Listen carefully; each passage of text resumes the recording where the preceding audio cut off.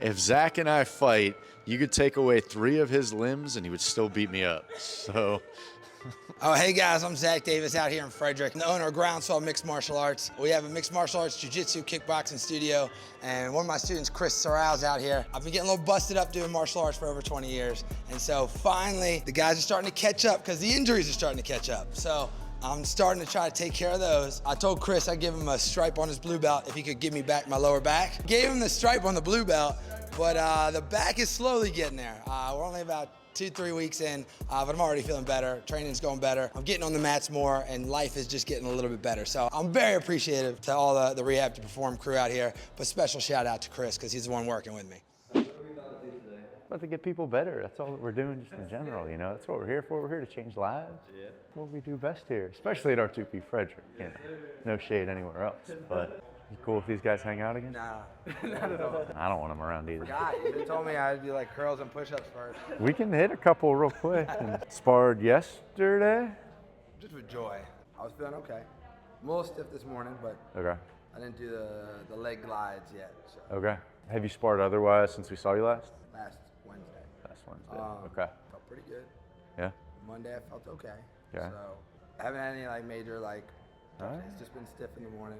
It was stiff at the end of test day. You remember I talked to you? Mm-hmm. Part of that I think is like standing on my feet from like 8 to 2. Yeah, a long time. And then and at the rolling. end, doing like at the end of it all. 30 minutes of straight grappling. So I think it starts to kind of like just tighten up. So then when I try to grapple and it's tight, it's tough, but it starts pulling everything else. Yeah. So this is locked up. So then. Sure. Let's start with some of our glides, just to make sure we hit those for today, and then we'll go a couple mobility pieces, but also a couple of those ways like we were talking about to, hey, I'm out in public and I have to be standing for a long period. What can I do to kind of calm things down? If you can, even slightly bring that thigh inward just a little bit. Once you feel good there, it'll kind of get you rolling. I think a few of the things that are going to be just like, hey, how can I manage these symptoms whenever I know something's going to flare up or I'm on my feet for a long period of time? Some of it is just that like deep pressure to that area. So whether that is literally like, cool, I'm just doing this, or like, I carry a lacrosse ball in my pocket and I'm just, the 2 other pieces that I think will go with that. So if you can find something that's going to either hit like glute, it looks goofy, especially if you're out in public doing this up against the wall, right? But we can do that, and then finding ways to lengthen that area, right? So some of that is going to be like hey, I'm just going to open this up, right? Another piece, I don't know how much of it we've done, but is like just letting this kick out to the side while I like bend and reach over this one. Almost very similar. So yeah, we should kind of find the length there. If it's this side, that's back. And then we just reach the hip and this part of the back, kind of back into the side. That's why those things are good, right? Like what we're telling you right now isn't gonna fix things, but it's gonna make things feel better for a short period. And I would 100% agree with what you had to say with everything too, is like, hey, we can needle it, we can massage it, we can do all this, and that's gonna help it relax a bit, but it's what you do immediately after that helps keep that around. So some of that is some of the strengthening pieces that we do. Some of that is just further mobility. Again, that's not just mobility at the QL, but that's getting the nerves moving, right? That's getting pieces at the hip moving. I wanna do a little bit of mobility pieces, starting to get, like what we had talked about previously, a little bit of like hips moving independently of spine and spine moving independently of hips. I have like a goofy glute one that if we do it right, it'll be almost like our our one that lights you up there. So why don't we head on out this direction and kind of keep you rolling. Why don't we start with, because I know you hate them, but we need to do them. Let's do our forward reaches with the back up against the wall, and then we'll give you 1 or 2 new ones from there. Here you go, round and forward, trying to get a piece of the spine, always touching the wall. Hips as close to the wall as you can, while this doesn't have to happen, right? So it's slowly, ideally we do a few and you're like, oh yeah, it's not too bad. Let me scooch back a little bit more. Similarly as the stuff over there though, this should drop as well. So this should round out, yeah. All right, take a little rest right there, Zach. Feeling all right?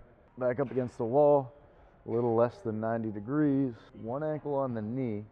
What's actually gonna happen with this is your ankle is gonna pull your knee across your body, but we're not gonna let the whole spine drop over. It can fall a little bit as long as the low back kind of stays pinned. Spine's gonna move, but the hip's gonna fall inward.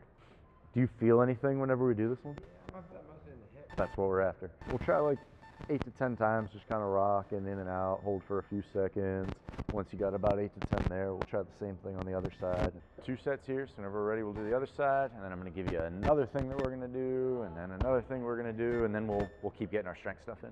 What we're really after, I mean, there's a few things, especially whenever we end up looking at jiu-jitsu or kickboxing and the positions that we have to get into. We have to get into a lot of different funky positions, depending on the type of game that we play whenever we do all of that. What we're trying to do here is just get the hip moving independently of the spine, because Zach likes to move his whole body together, especially whenever he's kicking me in the head and stuff like that. He likes to put some power behind it. Now he's very nice whenever he kicks me in the head. And then we are just working that hip internal rotation range of motion as well. Zach does a very, very good job at getting the leg up and wide and throwing up his triangles and fun stuff like that, or checking kicks.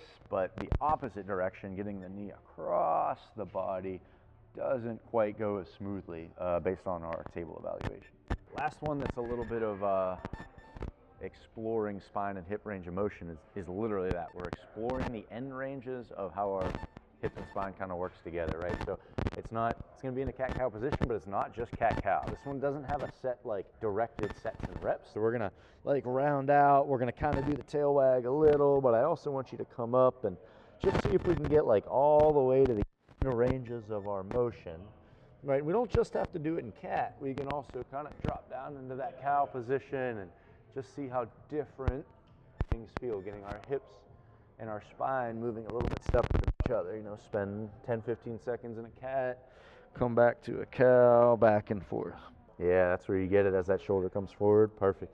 Find that, spend a little more time at places that feel tight, sticky, right? Locked up. Again, take your time, Zach. Whenever you feel good, like you've opened up enough stuff, we can move on. Any other questions, anything else before I show you a few other things? Our next one, we're actually gonna use a pole right over this way. We're gonna do that little funky kind of hip strengthening one. We're kneeling. We're gonna do both sides, so it doesn't matter to me which one we start with, right? We're gonna have one hand straight out, just touching something. Nothing moves but your hip here. I'm gonna see if I can take my leg all the way up and out, and then control. Just try to let it be there to not stabilize you or not work you, but give you a cue as to where you are. Other side. I feel like all different muscles trying to figure out which one. Yeah. What's supposed to be working right now? We're all working. How do you feel right now compared to when you walked in? Okay. Could you say I work magic and that's why we're better, right? Everything there we go.